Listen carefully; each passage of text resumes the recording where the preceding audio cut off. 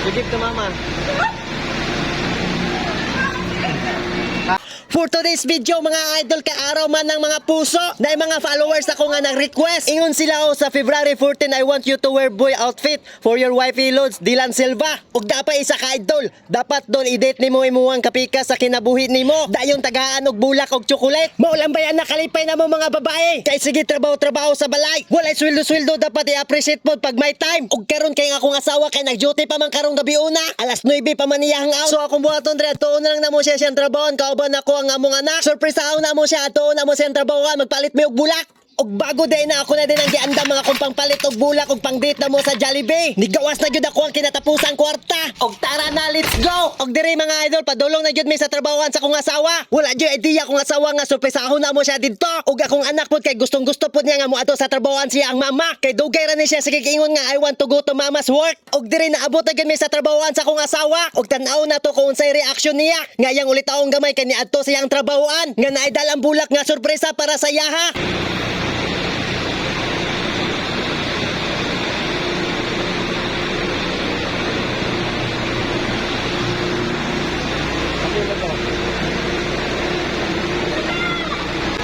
Sige to mama.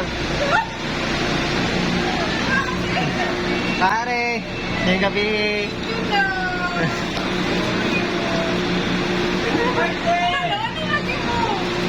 Sundoon ka. Tablis na inong.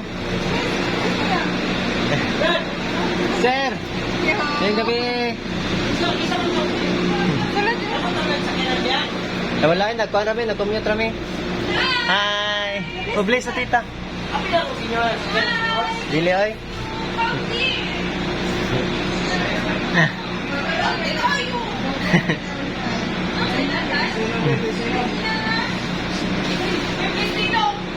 Lani ng bless na inong.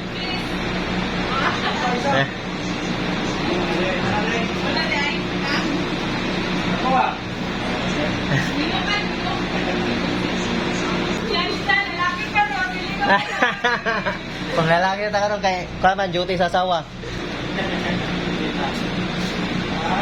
Ah.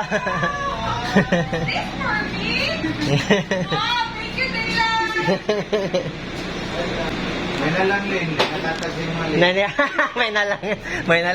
May na lang daw nanihatag si Mua. Og ni diretso na dayon mi diri sa Jollibee para mag simple date. Og kauban na mo amo ang anak nga bugay. Og mao na niya mong simple Valentine's date magpamilya.